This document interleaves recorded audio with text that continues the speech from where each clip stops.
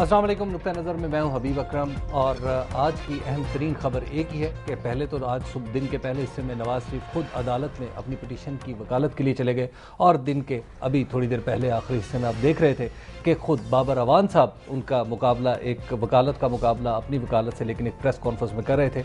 बाज़ लोग कह रहे हैं कि शायद एक क्राइसिस शुरू हो चुका है, शायद कह रहे हैं कि वाइंड अप है या पैकअप है। इसी बारे में गुफ्तगू कर रहे हैं शामी साहब से। अस्सलाम वालेकुम सर। वालेकुम अस्सलाम। सर, आखिरी सीन है ड्रामे का। ये ड्रामे के सीन आखिरी भी हो सकता है। नहीं, वो जो सुन रहे थे कि हुकूमत जा रही है, दिसंबर में जा रही है और दिसंबर शुरू हुआ और साथ ही ये काम शुरू। नवंबर में तो पीर साहब की पेशीन गोई तो नवंबर की थी।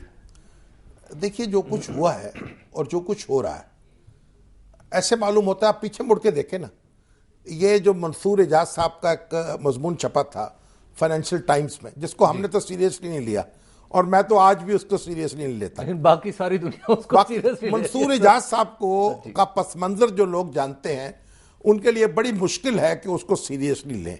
बहरहाल लेकिन मालूम होता है कोई ना कोई हाथ पीछे था और कुछ ना कुछ उसमें से निकालना मकसूद है। तो ये 10 अक्टूबर को छपाया उनका आर्टिकल। जी हाँ, फाइनेंशियल टाइम में 10। और अब आप पीछे मुड़ के देखें तो जो इवेंट्स किस तरह से आए हैं। 22 अक्टूबर को हमारे आईएसआई के जो सरबराह हैं उन्होंने मुलाकात की है जाके, और कहते हैं कि 4 घंटे की मुलाकात थी या 4.25 घंटे की थी। तो ये भी एक दुनिया की तारीख का एक बड़ा अनोखा वाकया था कि किसी जो हमारी इंटेलिजेंस एजेंसी है उसका सरबराह बजाते खुद मंसूर एजाज जैसे शख्स के पास जाए। इससे मालूम होता है कि उसको बड़ी अहमियत दी गई उस मजमून को। केस भी तो बहुत हाई प्रोफाइल हो गया था। मजमून थे हुआ ना। उसके बाद फिर इवेंट्स देखें आप, फिर गो जरदारी गो की तहरीक चलती है, फिर यहाँ शहबाज शरीफ साहब की रैली होती है, फिर इमरान खान साहब की तकरीर होती है जिसमें जरदारी साहब का नाम आता है, फिर एक पूरा हंगामा बर्पा हो जाता है। तो पीछे मुड़ के देखें तो मालूम होता है कि इसके पर्दे में कोई था। यानी आपके ख्याल में जिसने 22 तारीख को जो मुलाकात की, ये सब उसका शाखसाना है। मुलाकात के बाद ये सारा जो मंजर है उसको आप अलग नहीं कर सकते उससे। और देखें बात यह है कि हर चीज जो है उसका एक तरीका है, एक सिस्टम हमारा कॉन्स्टिट्यूशन, उसके ताबे हमें चलना है। सुप्रीम कोर्ट, पार्लियामेंट, सदर, अपोजिशन, सबको कॉन्स्टिट्यूशन के ताबे होना चाहिए। और नवाज शरीफ साहब गए वहां सुप्रीम कोर्ट में, उन्होंने कहा था 9 दिन के अंदर यह कमीशन मुकर्रर कर दे, लेकिन वो पहले चले गए। उनको हक पहुंचता है, हर शख्स को यह हक पहुंचता है कि वो सुप्रीम कोर्ट में जाए या हाई कोर्ट में जाए, लेकिन वो काला कोट पहन के गए आज माशाल्लाह। और उससे तो मालूम होता है मेरा ख्याल उन्होंने लॉ किया हुआ भी है, अगर लाइसेंस नहीं है उनके पास। वो कुछ इब्तदाई इम्तहानात उन्होंने नहीं, क्योंकि सुप्रीम कोर्ट में आम तौर पर जो पिटिशनर्स हैं वो गुफ्तगू नहीं करते, वो बोलते हैं वकील के जरिए। सुप्रीम कोर्ट इसको इनकरेज नहीं करती। लेकिन अब तो ऐसा मालूम होता था कि ये भी एक जलसा हो रहा है, यानी एक जलसा तीसरा जो है। आप देखें ना, यहां एक जलसा हुआ लाहौर में, फिर हुआ फैसलाबाद में, अब हुआ इस्लामाबाद में। तो अब जो सूरत हाल है, हमें कॉन्स्टिट्यूशन के दायरे में रह के चलना है। अच्छा शमी साहब, अब तक तो कॉन्स्टिट्यूशन के दायरे से कोई बाहर नहीं निकला। अगर आज तक की सूरत हाल देखें तो रवायात के बारे में कहा जा सकता है कॉन्स्टिट्यूशन का दायरा तो इंटैक्ट है अभी तक। असल में हाँ, कोशिश तो यही करनी चाहिए और तसव्वुर भी यही करना चाहिए। ये बड़ी दिलचस्प बात है। जब पीएनए की मूवमेंट चल रही थी ना, तो एयर मार्शल असगर खान साहब जो थे वो बार बार अपने दूसरे साथियों से रूठ जाते थे और डेडलॉक पैदा हो जाता था। तो ज़ैड सुलैनी साहब मरहूम वहाँ थे और मैं भी वहाँ था।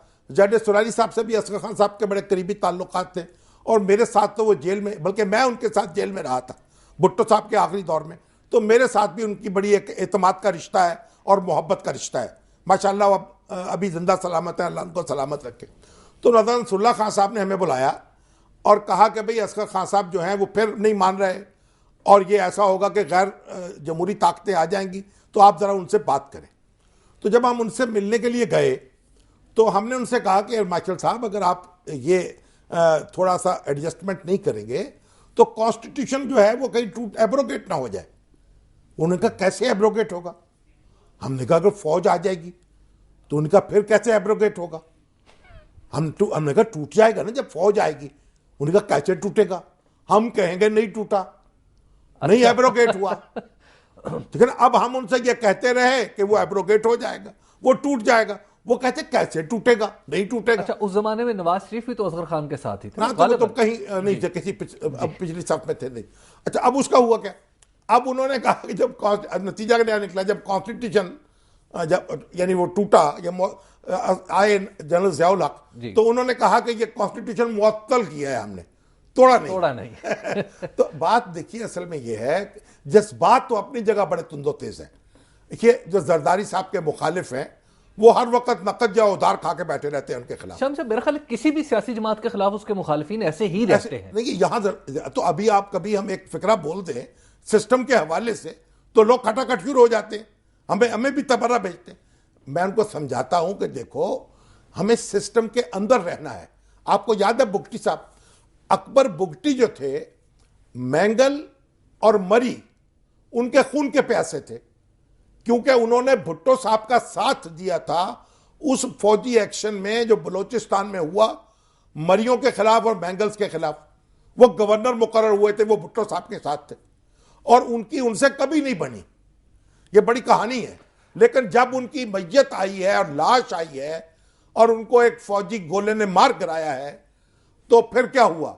वो शहीद हैं आज, और मैंगल और मरी और सारे उनके मुखालिफ जो हैं वो उनकी मैयत उठाए फिरते हैं और उनको सलाम करते हैं। लेकिन साहब, जो पीपल्स पार्टी जैसे क्यों ले रही है, जिस रद्द अमल का इजहार कर रही है, इनिशियली ये समझा जा रहा था कि जो भी नवाज शरीफ लेके गए हैं सुप्रीम कोर्ट में अपनी इस्तदा, इसका मतलब है कि पाकिस्तान पीपल्स पार्टी को महफूज कर लिया जाए थोड़ा सा। सर, महफूज करने की जरूरत क्या है? देखिए, ये सदर जो है वो पार्लियामेंट के सामने जवाब दे है। एक सर गुफ्तगू यहीं से जारी रखते हैं, लेकिन प्रोड्यूसर्स कह रहे हैं कि ब्रेक का वक्त हो गया है। आप देखते रहिए नुक्ता नज़र।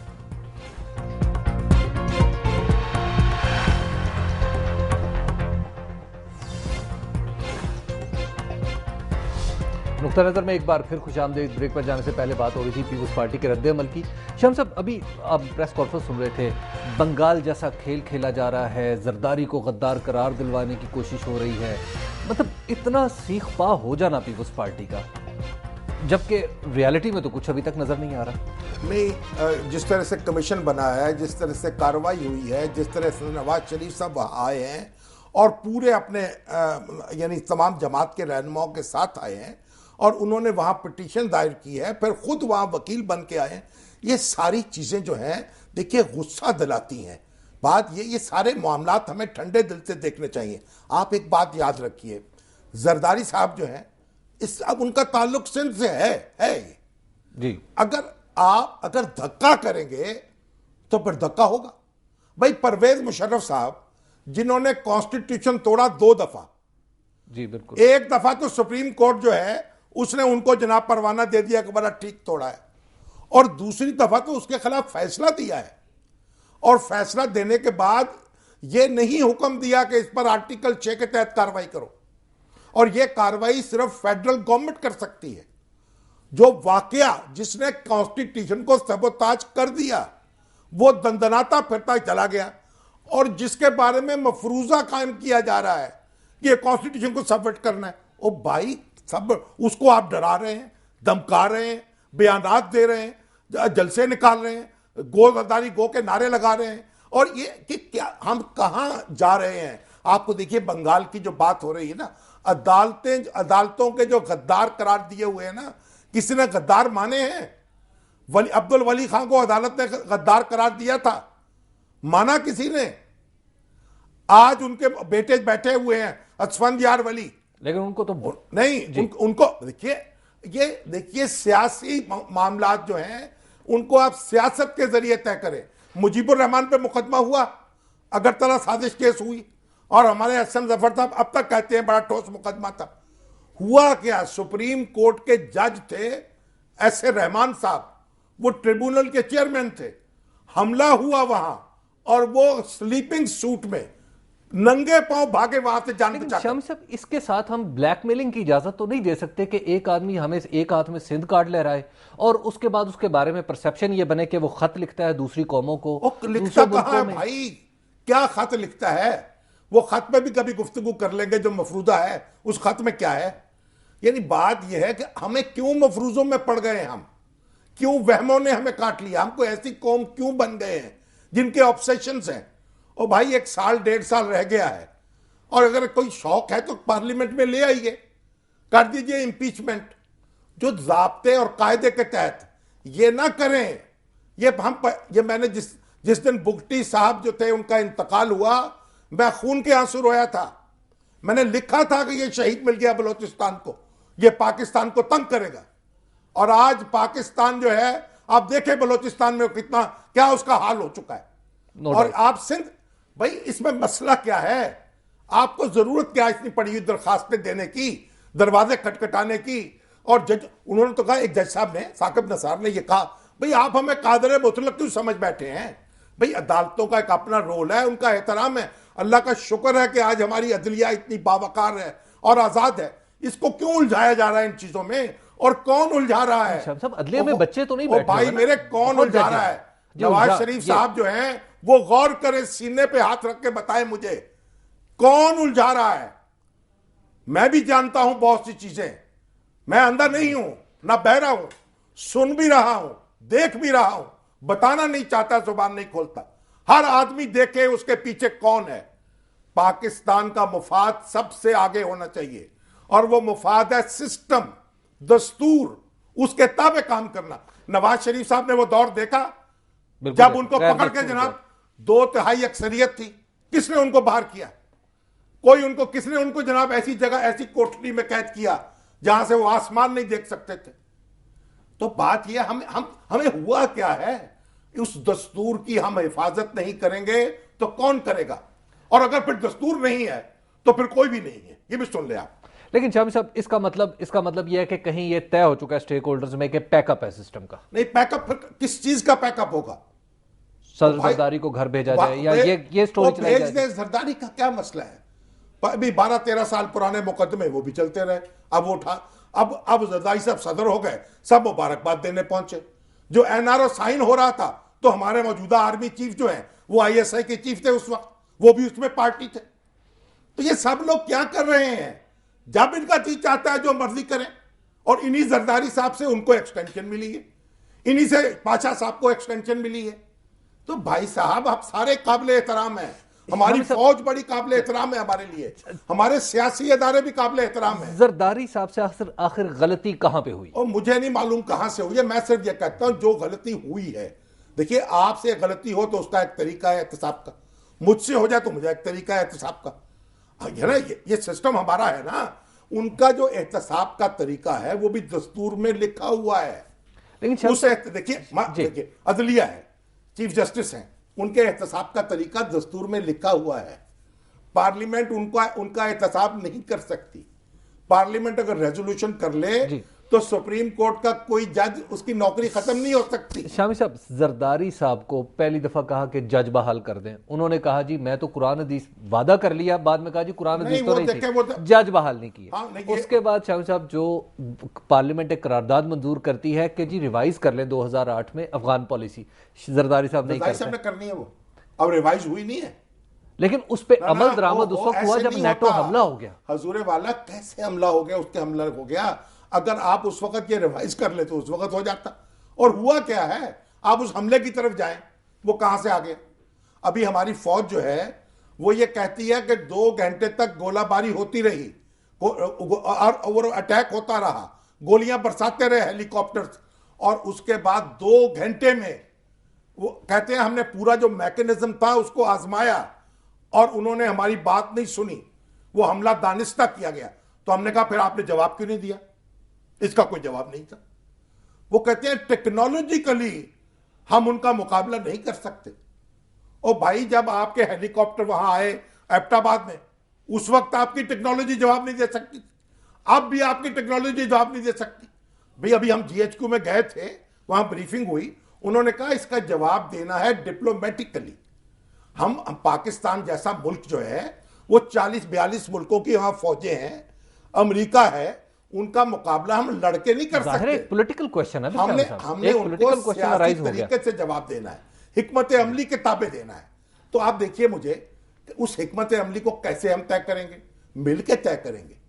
आर्मी चीफ बैठे, सदर साहब बैठे, वजीर आजम बैठे, एक रिस्पॉन्स दिया, एक तय किया, नेटो की सप्लाई रोक दी, बड़ी अच्छी बात है, कंपनी खुश हुई। लेकिन शम्स साहब, जब आप जैसे कह रहे हैं इस तरह के मामला तय करने के लिए एक ट्रस्ट कायम होना चाहिए इन तमाम इदारों में, लेकिन ट्रस्ट की सूरत हाल ये है कि जिसमें मेमो एक, आप यूं समझिए कि एक कुएं में कुत्ते की तरह है कि वो जब तक नहीं निकलेगा उसका मसला हल नहीं होगा। हम जब चाहे कुत्ता डाल दे कुएं में, यानी कुत्ता हमने रखा हुआ वो बांध के, जब चाहे कुएं में डाल दे और शोर मचा दे, कुएं से कुत्ता निकलेगा। कुत्ता निकालने के तो बिल्ली डाल देंगे आप। भाई देखिए, ये कुत्ते बिल्ली का खेल खत्म कर दे। आपको पता है ये शमसी एयरबेस जो है जी, ये किसने दिया है? नवाज शरीफ साहब के दौर में चला। नहीं पता नहीं, ये इनके सपोर्ट किसने किया? अमेरिका ने। नहीं, वो आप गौर करें पहले था। मैं एक तो ये बात बता दूं आपको, ये लफ्ज शमशी है। अच्छा, शमसी नहीं अच्छा, है, ये खारान में वाक़ है। और शमशी जो है वो एक घास होती है खास किस्म की जो वहां होती है उस इलाके में, उस वजह से शमशी एयरपोर्ट एयरबेस कहते हैं। वो हम लोग समझते हैं ये शमसी सूरज से बन के आ गया, तो इसलिए शमसी एयरपोर्ट है। तो हम तो तहकीक तो हम इतनी करते हैं, यानी हम दुनिया जहान के कलाबे में लाते हैं, मेमो की खबरें लाते हैं, हमें ये मालूम नहीं है ये शमसी है, ये शमशी है। और शमशी में और शमसी में क्या फर्क है? तो ये एयरपोर्ट जो था, ये एयरबेस जो थी, किसने दी? ये जो हमारे जनरल वो क्या टॉमी फ्रैंक्स क्या नाम था उनका, उनकी खुदनविश जो है अमेरिकन सोल्जर, उसमें उन्होंने लिखा था कि ये एयरबेस जो ये यूएई के आर्मी चीफ थे ज़ायद बिन नाहयान के बेटे मोहम्मद, उन्होंने कहा भाई आप हमारे पास ये शिकार के लिए एक स्ट्रिप मौजूद है, ये तुम ले लो और थोड़े से आदमी यहाँ रखो यहाँ अमेरिका के, और परवेज मुशर्रफ को ज्यादा बात ना पड़े, ज्यादा अमेरिकी नहीं पाकिस्तान में जाने चाहिए, ये लिखा हुआ है उन्होंने। और वो वहां से जनाब आ गए, और उसके बाद कंधार वहां से करीब था, मुल्ला उमर को निशाना बनाना चाहते थे और वहां बैठ गए, और उसके बाद फिर बैठे तो बैठे ड्रोन हमले शुरू हो गए। अब भी मुशर्रफ साहब कहते वो तो ज़बानी बात हुई थी। अच्छा अब मुझे आप बताइए, ये सारे मसाइल पैदा हुए, पाकिस्तान के मसले ना फौजी क़यादत हल कर सकती है ना सियासी क़यादत हल कर सकती है, दोनों मिलकर हल कर सकते हैं। अच्छा शम्स साहब, इस पूरे सिनेरियो में जो इस वक्त बना हुआ है उसमें अमेरिका का कितना रोल है? अमेरिका का रोल माशाल्लाह बेशुमार है। अमेरिका अगर ना होता तो हम इस हाल को क्यों होते? लेकिन जब हमारे पास देखो कोई चेक ही नहीं होगा, अगर फौज की हुकूमत है, फौज खुद यरगमाली थी परवेज मुशर्रफ की, अपने कमांडर इन चीफ की यरगमाली होती है, उससे आप नो नहीं कर सकते, उसके खिलाफ सर भी हिलाएंगे, अब डिसमिस, नौकरी से निकल गए। बेशुमार जर्नल जा चुके हैं नौकरी से। आपको पता है तारिक परवेज जो थे उनके बारे में शुबा हो गया, वो नवाज शरीफ साहब से मिले हैं, वजीर आजम से। परवेज मुशर्रफ ने उनको घर भेज दिया इमीडिएटली, लेफ्टिनेंट जनरल को, कोर कमांडर को, और ज़ियाउल हक के भी ऐसे बड़े वाकयात हैं। ये जितने कोर कमांडर्स हैं, जितने लेफ्टिनेंट जनरल्स हैं, मेजर जनरल्स हैं, ये आर्मी चीफ के एक इशारे के मोहताज हैं। डिसिप्लिन ऐसा है कि ये बेचारे बोल ही नहीं सकते। और आप मुझे बताइए कि ये जब आर्मी आती है इख्तिदार में, उस वक्त खुद आर्मी के लिए भी बुरा होता है। जी, तो शामी साहब, ऐसे सूरत में जिसमें आप कह रहे हैं कि अब यानी एक पैकअप का सिलसिला बन रहा है, ये बताइए कि जो शामी साहब अब पंजाब के हाकिम एक दफ़ा फिर तासुब उभारा जा रहा है। आज खुर्शीद शाह जो थे वो ख़ास तौर पे सिंधी टोपी पहन के, जो कभी वो प्रेस कॉन्फ्रेंस में नहीं बैठते, इस तरह वो प्रेस कॉन्फ्रेंस कर रहे हैं। अब टोपी भी उतारना चाहते हैं। नहीं, एक बात करें और उसके बाद फिर बाबर अवान ये कहते हैं कि आप जो पहला इल्ज़ाम शाह महमूद कुरैशी ने लगाया था कि खुदा की कसम जरदारी के हाथ में एटमी असासे महफूज नहीं है, उस इल्ज़ाम को और आज नवाज शरीफ के बयान को मिला के देखें तो सूरत हाल समझ में आती है। वो तो उनके घर का भेदी है ना। अगर आप ये गौर फरमाएं, ये जो सदर मुमलकत है जो बैठा होता है ना ऐवान सदर में, आपको याद है कि वो जो नारे लगते थे फजल चौधरी के लिए कि इनको रहा करो, ये दरअसल नज़रबंद है एक किस्म का सदर मुमलकत, महसूर है ऐवान सदर के अंदर। इसकी एक एक गुफ्तगू, एक एक बातचीत, इसका लफ्ज, इसकी हरकत हर देखी जाती है। दीवारें जो हैं वो देख रही हैं और दीवारें नोट कर रही हैं। ये ना समझे आप, वो दीवारें जो है ना, वो दीवारों में हर चीज मौजूद है। तो सदर मुमलकत को क्या जरूरत हो सकती है कि वो एटमी प्रोग्राम के साथ कोई चक्कर चलाए? और वो उसके पास है भी नहीं, वो है भी वजीर आजम के पास, और वजीर आजम के पास भी कहाँ होगा? वो आर्मी चीफ के पास ही होगा। तो आर्मी चीफ जो है, वो जो मेमो है सो कॉल्ड, उसमें क्या लिखा हुआ है? उसमें लिखा हुआ है कि हम आर्मी इस प्रोग्राम जो है ना एटमी प्रोग्राम, इसके साथ वो करेंगे जो पहली हुकूमत कर रही थी, यानी वो सिस्टम जो है चलाएंगे। तो पहली हुकूमत किसकी थी? परवेज मुशर्रफ। तो वो कौन थे? वो एक फौजी नहीं, पीपल्स पार्टी के सरबराह थे या तहरीक इंसाफ के थे? वो जनाब मुसल्लह अफवाज के सरबराह थे। तो लेकिन शामी साहब, एक जब सूरत हाल तो ये डेवलप हो रही है कि मुसल्लह अफवाज को भी एक स्ट्रेट जैकेट में धकेला जा रहा है ना। लेकिन इस सवाल, साथ ही ब्रेक का वक्त हो गया है, इस सवाल का जवाब जो होगा वो हम ब्रेक के बाद आपको खुद पेश करेंगे। देखते रहिए नुक्ता नज़र।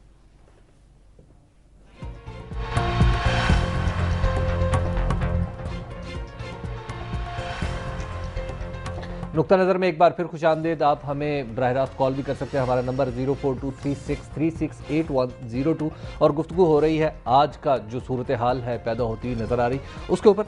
शामी साहब, ये जो इस वक्त एक क्राइसिस, हम क्राइसिस के आगाज़ में तो हैं, ये कितनी देर चलेगा और इससे निकलने का कोई वे आउट भी हो सकता है? मेरी ख्वाहिश तो ये है कि ये क्राइसिस जो है वो ख़त्म हो जाए और हम कॉन्स्टिट्यूशन पर अमल करें, उसके मुताबिक चलें और हमारी फ़ौज जो है वो भी उसका भी हम साथ दें और अपनी सियासी जो क़यादत है उसको भी हम बर्दाश्त करें। और देखिए हमारी जो फ़ौज है ना, विकी लीक्स में क्या कुछ नहीं आया कियानी साहब को, किसी ने कहा इनके बारे में कोई बात की? बात यह है अदारों के भरम होते हैं, वो बाकी रखने चाहिए। ये सदर मुमलकत के खिलाफ इस तरह की कार्रवाई कि वो उससे कोई आर्टिकल 6 को इस्तेमाल होना चाहिए, उस पर मुल्क से बेवफाई का इल्ज़ाम, हम सबको डूब मर जाना चाहिए शर्म से। मैं आपको बताता हूं एक बात, अयूब खान के जब ये 65 की नहीं, ये जो रन कच की लड़ाई थी, तो एयर मार्शल असगर खान साहब ने और एयर चीफ जो थे ना इंडिया के अर्जन सिंह, उनको टेलीफोन करके उनसे रब्ता किया और कहा कि ना आप एयरफोर्स इस्तेमाल कीजिएगा ना हम करेंगे। और ये बात जो सुप्रीम कमांडर थे फील्ड मार्शल अयूब खान को पता नहीं थी, उनको बाद में पता चली, मूसा खान को बाद में पता चली। वो सर पकड़ के बैठ गए, शदीद गुस्से में आए कि मुझे बताए बगैर क्यों रब्ता किया गया और फिर मुझे क्यों नहीं बताया गया। लेकिन जुबान से नहीं बोले, बरसों बाद ये बात सामने आई। ये भरम होते हैं अदारों के, घरों के, खानदानों के। हमारा बच्चा जब कोई शरारत करता है, वो अगर सप्ली आ जाए ना उसके इम्तिहान में, हम पर्चा नहीं कटवाते जाके थाने में। अच्छा शामी साहब, नवाज शरीफ का क्या किरदार हो सकता है इस क्राइसिस में, इस क्राइसिस से निकलने के लिए? भाई नवाज शरीफ साहब जो हैं, मैं तो उनके मेरे तो बड़े सियासी लीडर हैं, मैं उनका बड़ा एहतराम करता हूं, मगर लगता यह है कि वो भी अब अपने जो एस्टेब्लिशमेंट के खिलाफ कोई बड़ा रवैया इख्तियार कर रहे थे, उसमें सजदा साफ कर रहे हैं जी। देखिए, और वो उन लोगों के चक्कर में आ गए हैं जो हर वक्त कोई हंगामा खड़ा करना चाहते हैं। डॉक्टर नदीम साहब है हमारे साथ मलेशिया से फोन लाइन पे। अस्सलाम वालेकुम डॉक्टर साहब। वालेकुम अस्सलाम सर। जी जी आवाज आ रही है आपको? जी बिल्कुल आ रही है। सर मेरा शामी साहब से क्वेश्चन ये है कि ये जो भी कुछ हो रहा है, ओवरऑल जो भी सिनारियो बन रहा है, आपके एक्सपीरियंस की रूह से देखते हुए आप ये जो आने वाले हालात हैं इनको कहां पर आप देखते हैं? हुजूर मैं तो बड़ा डर रहा हूं। पहले तो मैं बिल्कुल बेखौफ था और हंसी मजाक में बात ले रहा था, लेकिन मालूम होता है अब मामला हंसी मजाक का नहीं है, बल्कि हम अपने आप को मजाक बनाने जा रहे हैं सारे के सारे। कितना टाइम लगेगा? नहीं अब टाइम मैं क्या बताऊं आपको, ये तो टाइम तो 2 हिचकियों में हो गया, बीमार गम तमाम, दिल देखते रहे वो जिगर देखते रहे। आपको हुकूमत की पड़ी हुई है, मुझे मुल्क की पड़ी हुई है। आप मुझे एक बात बताएं, शेख मुजीबुर रहमान और अवामी लीग के खिलाफ कार्रवाई हुई? बिल्कुल हुई। किसने की? जनरल टिक्का खान ने की जी। उनके खिलाफ कार्रवाई की और जो फौजी कार्रवाई बिल्कुल की। और उसके बाद जब बांग्लादेश बन गया और शेख मुजीबुर रहमान यहां आए, वो चीफ ऑफ आर्मी स्टाफ थे, उन्होंने उनको सलूट मारा कि नहीं मारा? बांग्लादेश के सदर के तौर पर सलूट मारा और अवामी लीग के सदर के तौर पर उनके खिलाफ कार्रवाई की। डूब के नहीं मर गए उस वक्त? इस्तीफा नहीं दे दिया कि मैं नहीं सलामी पेश करूंगा? हम क्या कर रहे हैं ये मुल्क के साथ?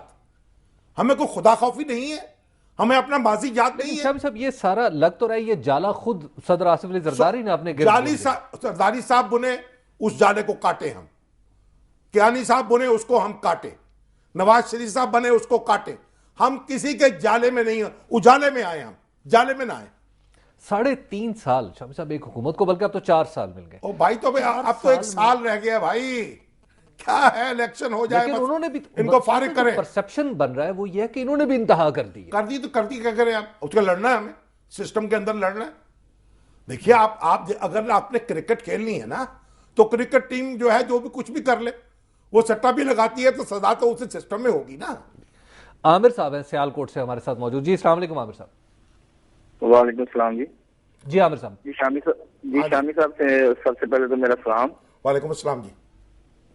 शामी साहब, मैं सियालकोट में बैठा हुआ आपका प्रोग्राम देख रहा हूँ, लेकिन मुझे अफसोस इस बात का हो रहा है कि हम मिडिल क्लास से तलक रखते हैं, हमें ना मीमों की कोई फिक्र है। ठीक है, अभी नेटो ने हमला हम पे कर दिया है, हम भूखे मर रहे हैं, 10,000 में एक महीना कैसे गुजार सकते हैं? नवाज शरीफ साहब, जरदारी साहब, इमरान खान साहब या अल्ताफ खान लंदन में बैठे हुए हैं, वो इस तरफ कोई तवज्जो क्यों नहीं देते कि लोग भूखे मर रहे हैं?